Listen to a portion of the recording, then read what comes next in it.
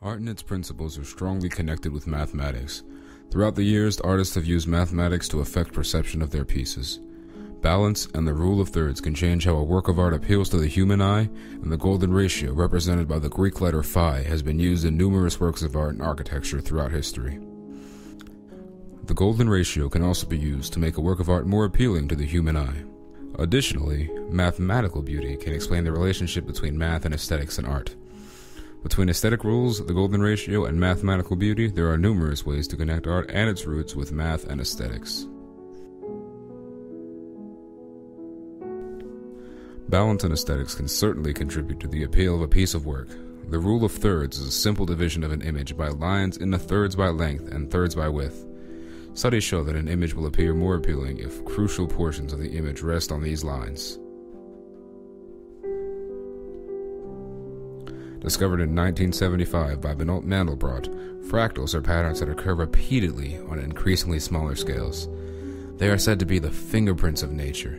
Their patterns can be found in plant and animal life, as well as in the coastlines, clouds, rivers, and mountains.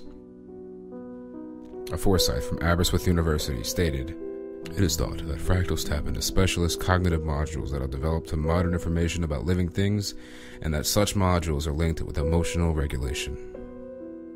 Fractals may also trigger aesthetic interest and restorative responses. In addition to fractals, the golden ratio is also found in nature and used in visually appealing artwork and architecture. The golden ratio is 1 plus radical 5 divided by 2, or approximately 1.61803. Many shells and horns of various animals are formed by the golden spiral, made up of reflecting golden ratio rectangles inside one another. Euclid, a famous Greek mathematician, was the first to put the golden ratio into words.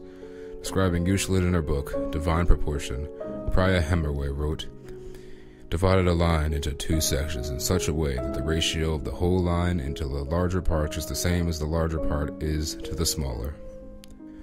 Rectangles based on the golden ratio make up the design of a famous Greek temple, the Pantheon. Leonardo da Vinci used it for all the fundamental proportions in his most famous works, The Last Supper and Mona Lisa. Mathematical beauty is a topic that explains the relationship between mathematics and aesthetics and their appeal in art.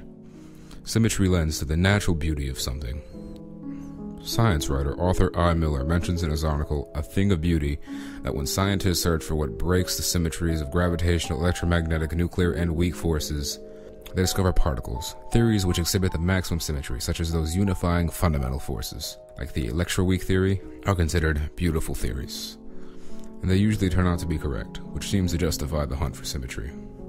This symmetry is essential to mathematics and human perception. Philosopher and mathematician Bernard Russell remarks, "Mathematics, rightly viewed, possesses not only truth, but supreme beauty, a beauty cold and austere. Like that of sculpture, without appeal to any part of our weaker nature, without gorgeous trappings of painting or music, yet sublimely pure, and capable of a stern perfection such that only the greatest art can show." The appeal of art is rooted greatly in mathematics by the golden ratio, balance, and symmetry. Many well-known artists, including Leonardo da Vinci, use these rules and proportions to their advantages.